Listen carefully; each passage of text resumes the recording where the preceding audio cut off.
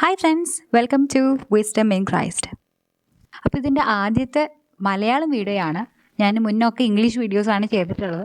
അപ്പോൾ ഒട്ടും വൈകാതെ തന്നെ നമ്മുടെ കോണ്ടന്റിലേക്ക് കടക്കാം. എന്താ വീഡിയോ എന്ന് പറയുന്നത്? ക്രിസ്ത്യാനികൾ ഒരുപാട് കാര്യങ്ങൾ തെറ്റായിട്ട് വിശ്വസിച്ച് വരുന്നുണ്ട്.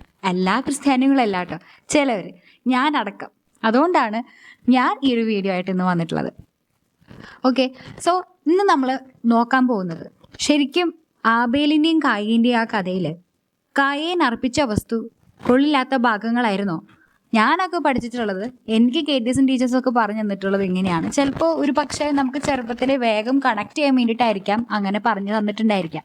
ഓക്കെ, കുഞ്ഞു മക്കളായിരുന്ന നമ്മൾക്ക് പെട്ടെന്നൊക്കെ കണക്ട് ചെയ്യാൻ വേണ്ടിയിട്ട്, റിലേറ്റ് ചെയ്യാൻ വേണ്ടിയിട്ടായിരിക്കാം നമുക്ക് അങ്ങനെ പറയുമ്പോഴായിരിക്കും അന്നൊക്കെ നമുക്ക് വേഗം മനസ്സിലാവുക.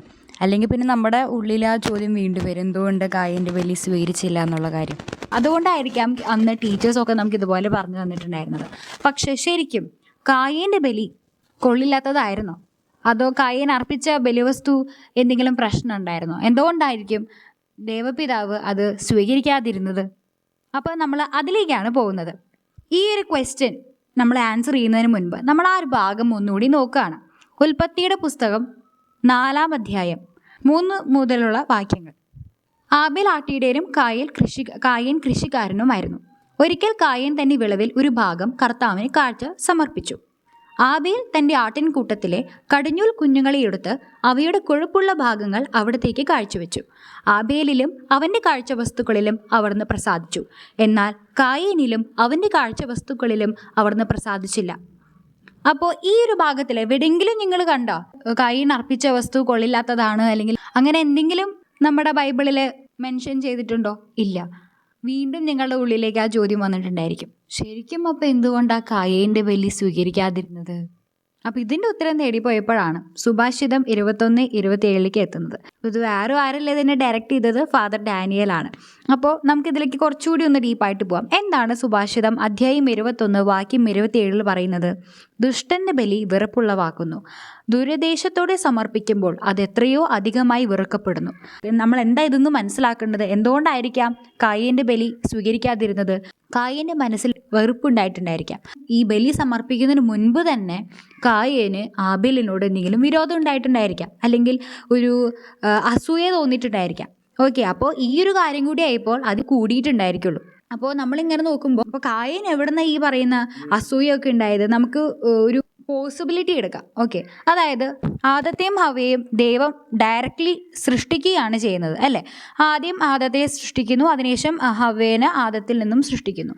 പിന്നീട് ലോകത്തിൽ ആദ്യമായിട്ട് സ്ത്രീ പുരുഷ ബന്ധത്തിൽ നിന്നും ഉണ്ടായ മക്കളാണ്, ഏറ്റവും ആദ്യം ഉണ്ടായ മകനാണ് ആര്? കായേൻ. മക്കളിൽ ഒരാളാണ് കായേൻ, അല്ലേ? അപ്പം ഹവ്വയാണ് കായേനെ പ്രസവിച്ചത്. ഒരു പക്ഷേ ഹവ്വയ്ക്ക് തോന്നിയിട്ടുണ്ടായിരിക്കാം, ഞാൻ സൃഷ്ടിച്ച മോനാണ് കായേൻ എന്നുള്ളൊരു ചിന്ത മനസ്സിലുണ്ടായിട്ടുണ്ടായിരിക്കാം. ഒരു പക്ഷേ ആ ഒരു പ്രൗഢിയിൽ നിന്നായിരിക്കാം ഈ പറയുന്ന കായേന് അസൂയ ഉണ്ടാകുന്നത് ആബേലിനോട്. അപ്പോൾ ഇവിടെ എന്തുണ്ടാകുന്നത്?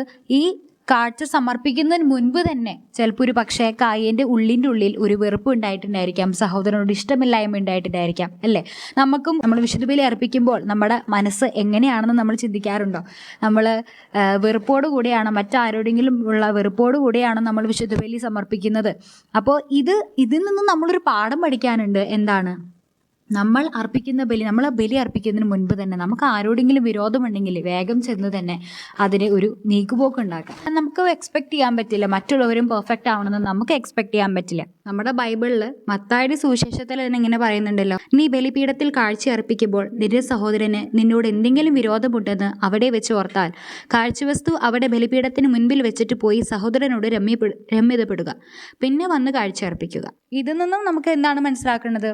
നമ്മുടെ മനസ്സ് ശരിയല്ലെങ്കിൽ നമ്മൾ അർപ്പിക്കുന്ന ബലി ദൈവം സ്വീകരിക്കില്ല, അല്ലേ? അപ്പോൾ കായേൻ്റെ ആബേലിൻ്റെയും കാര്യത്തിൽ കായേൻ്റെ മനസ്സിൽ ആബേലിനോടുള്ള വിരോധവും അല്ലെങ്കിൽ ഇഷ്ടമില്ലായ്മയും കാരണം നിറഞ്ഞ് അവനോടുള്ള ദേഷ്യവും അസൂയയും വെറുപ്പും ഒക്കെ നിറഞ്ഞതുകൊണ്ടായിരിക്കാം ദൈവം കായേൻ്റെ ബലി സ്വീകരിക്കാതിരുന്നത്. കാരണം ദൈവത്തിന് മനസ്സാണല്ലോ പ്രധാനം, നമ്മൾ എന്താണ് കൊടുക്കുന്നത് എന്നുള്ളതിലല്ല. രണ്ടുപേരും നല്ല ഭാഗങ്ങൾ തന്നെയാണ് കൊടുത്തിട്ടുള്ളത്. ആ ഒരു കൺഫ്യൂഷൻ ഇപ്പോൾ എല്ലാവർക്കും മാറിയിട്ടുണ്ടാവുമെന്ന് വിചാരിക്കുന്നു. രണ്ടുപേരും നല്ല ഭാഗങ്ങൾ തന്നെയാണ് കൊടുത്തിട്ടുള്ളത്. ജോലി എന്താണോ അതിൽ നിന്നുള്ളൊരു ഭാഗമാണ് രണ്ടുപേരും കൊടുത്തിട്ടുള്ളത്. പക്ഷേ ദൈവം നോക്കിയത് അവരുടെ ബലി വസ്തുവിലല്ല, അവരുടെ മനസ്സിലാണ്. ഓക്കെ, അപ്പോൾ നമുക്കും ഇനി തൊട്ടിട്ട് ശ്രദ്ധിക്കാം, കായേൻ്റെ ബലി പോലെ ആവാതെ ദൈവത്തിന് സ്വീകാര്യമായൊരു ബലി അർപ്പിക്കാൻ നമുക്ക് പരിശ്രമിക്കാം. ഈ ഒരു വീഡിയോ നിങ്ങൾ കൂട്ടുകാർക്കും ഫാമിലീസിനൊക്കെ ഷെയർ ചെയ്യണേ. അപ്പോൾ എല്ലാവരും ഒന്ന് സപ്പോർട്ട് ചെയ്യണേ. താങ്ക്